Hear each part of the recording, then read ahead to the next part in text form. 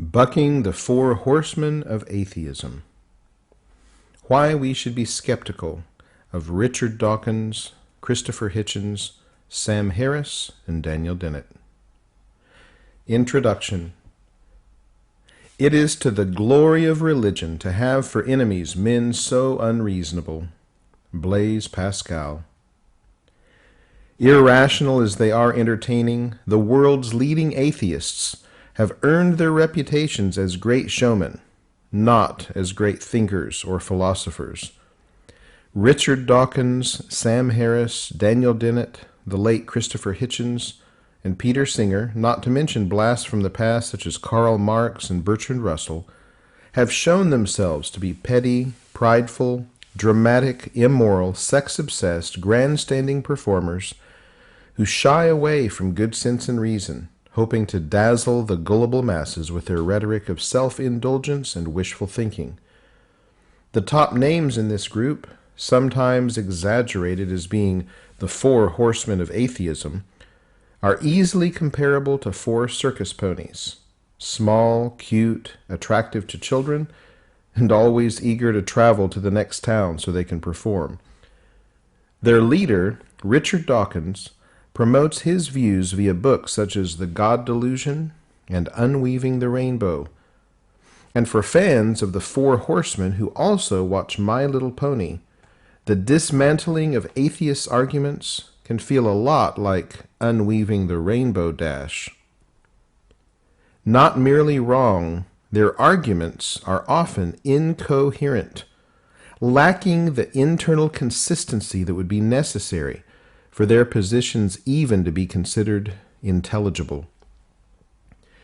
In comparison to the range of great philosophers, both ancient and modern, these so-called new atheists can properly be ranked somewhere between used car salesmen and P.T. Barnum. Yet, by all accounts, they are not being intentionally deceptive. They have succumbed to their own rhetoric. Atheism, thus, is properly the name, not for a philosophy, but for a peculiar form of mental illness. As an intellectual exercise, responding to atheists can be somewhat unfulfilling, for the same reasons that math professors tire of correcting students who insist that 2 + 2 = 5. It is one thing to correct a well-formed argument that merely makes minor missteps along the way. It is quite another thing to slap the hands of sloppy thinkers who completely abandon rational thought. It is not my job to teach introductory logic, and they really should know better. As a social service, however, this sort of critique has its place. Not everyone has the time or energy to respond to atheists, subjecting them to public embarrassment. For many, it is more efficient to consult a convenient resource which clearly exposes the irrationality of atheists and provides the most reasonable responses to their ravings. This presentation is just such a resource. In this presentation, we will consider the arguments for atheism, which are set forth by these four circus ponies and their associates. We will witness their breakdown in rational thought.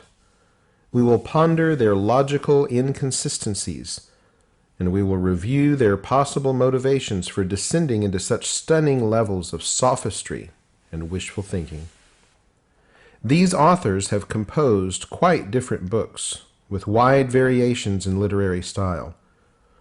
Christopher Hitchens, the demagogue journalist, wrote God is Not Great, providing significant entertainment value by ranting, raving, and roasting his opponents, cementing his reputation as an indomitable wit and engaging storyteller. Richard Dawkins, the bland British biologist, penned The God Delusion, inciting the irreligious to materialistic meditation and Darwinian devotion, conceived and consumed over a proper cup of English tea.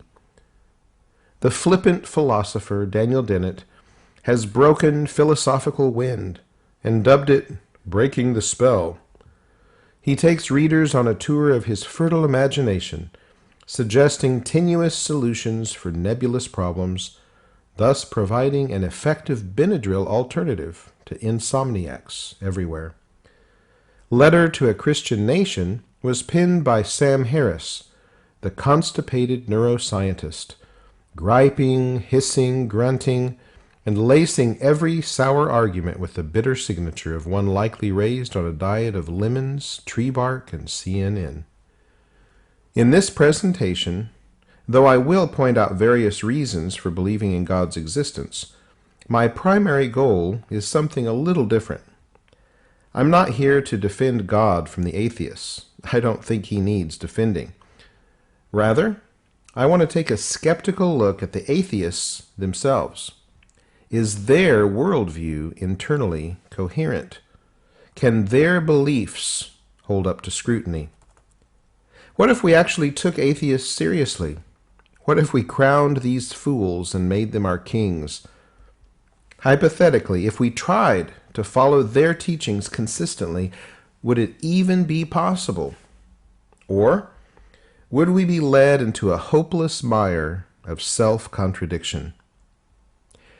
If atheists are right, then their belief system should rest on a reasonable foundation, and adoption of their worldview should not lead us into any absurdities.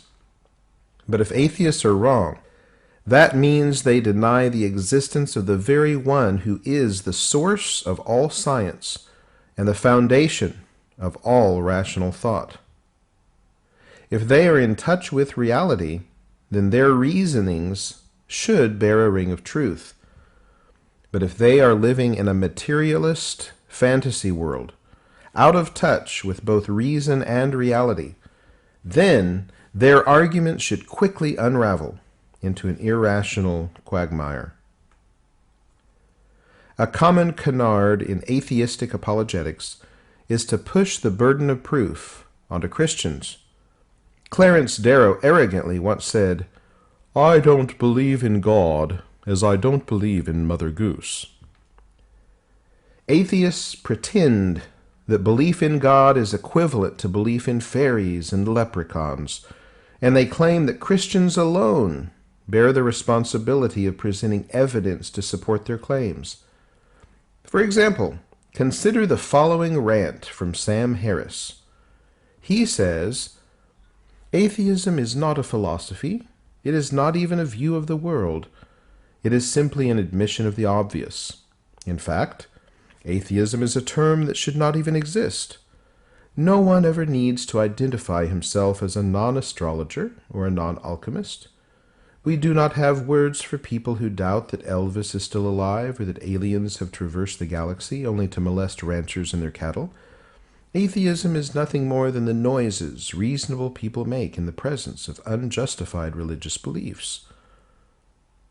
We don't expect anyone to present evidence of the non-existence of unicorns and fairies. So why should we expect atheists to present evidence proving the non-existence of God? This type of question is a trick often used by atheists, hoping to avoid the difficulty of defending their far-fetched beliefs. The logical disconnect easily becomes apparent when considering the fundamental differences between God, who is the source and foundation of all reality, and fairies, which are the source and foundation of absolutely nothing. We all know that the universe is here, and that it had to come into being somehow. But what are we able to say about the cause? Was the universe brought into existence through intelligence or through unintelligence? Was it made according to a specific purpose or according to a blind, unguided process? If there was a Big Bang, then who lit the fuse? Only two options stand before us, and to reject one is automatically to accept the other. 1. The universe was brought into being according to the purposes of a superior intelligence. God exists. 2. The universe was brought into being without purpose by blind, unguided processes. God does not exist. When a person says there are no fairies, he is not making a significant claim about the world we live in. But when a person says there is no God, he is simultaneously saying that blind, mindless, unintelligent forces brought the entire universe into existence, made it habitable for life, brought the first life into existence, and every human being is the result of this purposeless, unguided process. When atheists make such claims, they bear the burden of proof. They have a responsibility to demonstrate that energy, matter, and life all came into existence through the blind workings of physics and chemistry, unaided and unguided by any intelligence. This is an unscientific, far-fetched claim, unsupported by any evidence. Yet, atheists hold to this claim with dogmatic fervor. No matter what wonders they encounter in creation, they reject theistic explanations out of hand, always desperate to find some way that it happened naturally, that is, blindly, mindlessly, and unintelligently. Without proof and without evidence, they always favor explanations that exclude intelligence and purpose from the origin and foundation of the universe. Thus, the blind faith of the atheist rivals that of any religious zealot. So, let us look closely at their arguments and see how internally coherent they are. If they constantly lead us into absurdities and contradictions, then we will not have to refute the atheists, for the atheists will have succeeded in refuting themselves.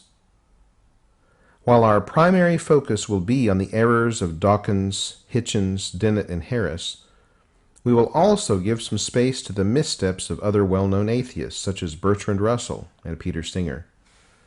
Through this presentation, we will observe how today's leading atheists tend to be incoherent, illogical, immoral, self-indulgent, intellectually dishonest, unscientific, wishful thinkers who undermine the very possibility of rational thought.